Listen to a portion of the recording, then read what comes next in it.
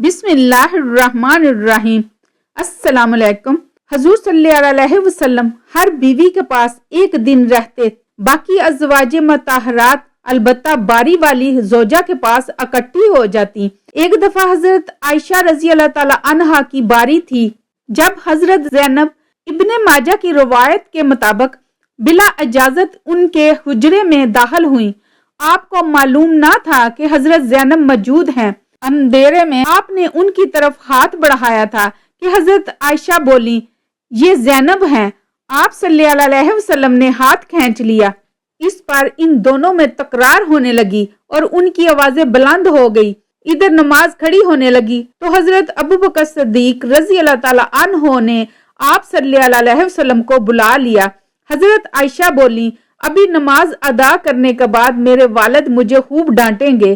ایسا ہی ہوا۔ حضرت ابوبکر نے انہیں سختی سے ڈانٹا کہ تم حضرت محمد صلی اللہ علیہ وسلم کے سامنے اس طرح بولتی ہو۔ ایک بار رسول اللہ صلی اللہ علیہ وسلم حضرت عائشہ کے پاس آئے تو انہوں نے پوچھا، آج کہاں رہے؟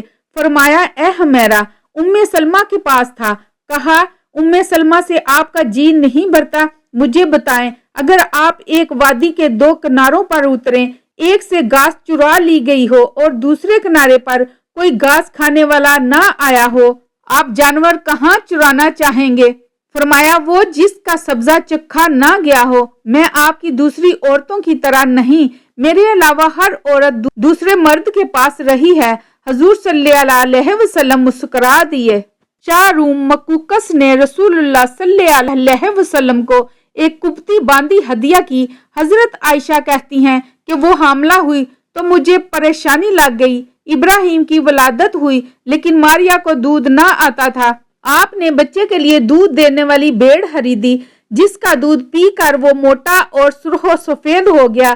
ایک دن آپ ابراہیم کو اپنی گردن پر اٹھا کر لائے اور پوچھا، عائشہ، بچے کی مشابہت کے بارے میں کیا خیال ہے؟ میں نے سوتاپے کی وجہ سے کہا، مجھے تو آپ سے کوئی مشابہت نظر نہیں آتی۔ فرمایا، بچے کی صحت کے بارے میں کیا کہتی ہو؟ میں نے کہا، جو بھیڑوں کا دودھ پیتا ہو وہ ایسے ہی ہو جاتا ہے۔ حضرت عائشہ فرماتی ہیں، میں ان عورتوں سے چڑھتی تھی جو اپنا آپ رسول اللہ صلی اللہ علیہ وسلم کو حبہ کر دیتی تھی۔ میں کہتی تھی، بھلا کوئی عورت اپنے تئیں حبہ کر سکتی ہے؟ جب اللہ تعالیٰ نے یہ آیت اتاری، اے نبی، اپنی بیویوں میں جس کو چاہے الگ رکھیں اور جسے چاہے اپنے پاس رکھیں اور جسے چاہے الگ کرنے کے بعد واپس بلا لیں، اس میں بھی کوئی حرج نہیں۔ تو میں نے کہا، مجھے لگتا ہے آپ کا رب آپ کی خواہش پوری کرنے میں جلدی کرتا ہے۔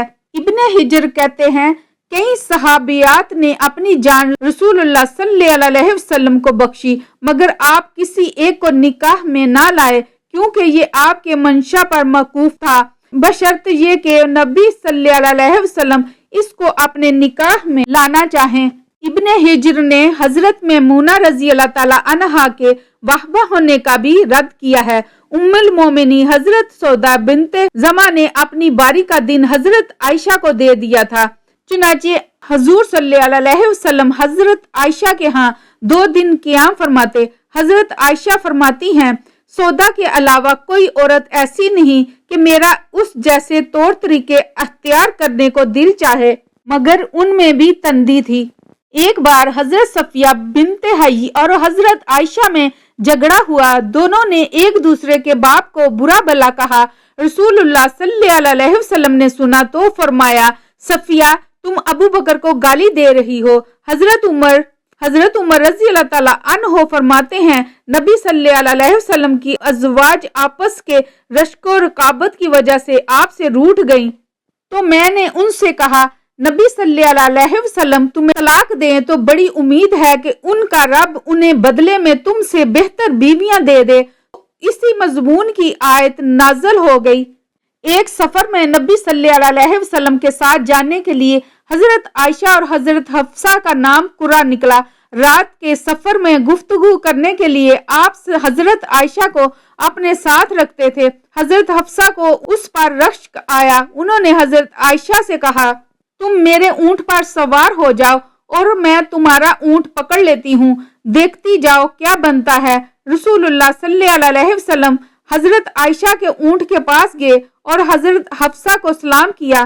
رات بھر کے سفر کے بعد پڑاؤ کا وقت آیا تو حضرت عائشہ آپ سے دور رہ گئی۔ وہ نبی صلی اللہ علیہ وسلم سے شکوہ تو نہ کر سکتی تھی، اس لیے زمین پر اترتے ہی اپنے پاؤں ازہر گھاس میں ڈال دیے جس میں سانپ بچھوؤں کا بسیرا ہوتا ہے، اور رنج کے باعث دعا کرنے لگیں، اے رب ڈسنے کے لیے مجھ پر کوئی سانپ بچھو ہی سلط کر دے۔ نبی صلی اللہ علیہ وسلم اپنی ایک زوجہ حضرت عائشہ کے پاس تھے۔ اتنے میں ایک دوسری بی بی حضرت زینب نے کھانے پر رکابی بھیجی۔ حضرت عائشہ نے جس کے ہاں نبی صلی اللہ علیہ وسلم تھے لانے والے خادم کے ہاتھ پر ایک ضرب لگائی تو رکابی گر کر ٹوٹ گئی۔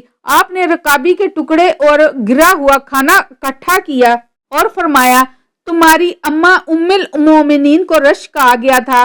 خادم کو روک کر آپ نے گھر سے نئی رکابی دے کر رخصت کیا۔ حضرت عائشہ صدیقہ رضی اللہ تعالی عنہا فرماتی ہیں کہ ایک رات سوتے وقت میرا جسم آپ صلی اللہ علیہ وسلم کے جسم سے مل گیا۔ آپ صلی اللہ علیہ وسلم نے فرمایا، عائشہ کیا تم مجھے اس رات رب کی عبادت کی اجازت دیتی ہو؟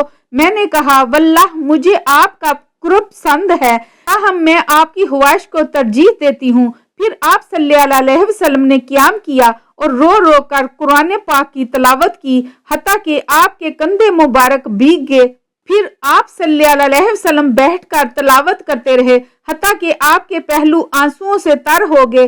پھر لیٹ کر تلاوت کی اور روتے رہے حتیٰ کہ زمین تر ہو گئی۔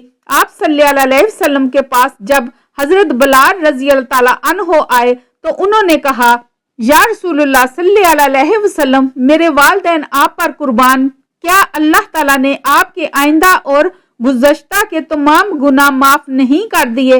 فرمایا، بلال پھر میں شکر گزار بندہ کیوں نہ بنوں؟ اللہ تعالیٰ نے مجھ پر اس رات یہ آیت نازل فرمائی، یعنی آسمان و زمین کی پیدائش میں، دن رات کی گردش میں اہل عقل کے لیے نشانیاں ہیں جو اللہ کا ذکر کھڑے بیٹھے اور لیٹے ہر حال میں بجا لاتے ہیں، اور وہ زمین و آسمان کی پیدائش پر غور و فکر کرتے ہیں اور کہتے ہیں، اے ہمارے پروردگار، تو نے یہ سب کچھ باطل پیدا نہیں کیا، تو پاک ہے، ہمیں آگ کے عذاب سے نجات عطا فرما۔ اللہ پاک ہمیں دین کی سمجھ نصیب فرمائے اور ہمارا خاتمہ ایمان پر فرمائے، آمین ثم آمین۔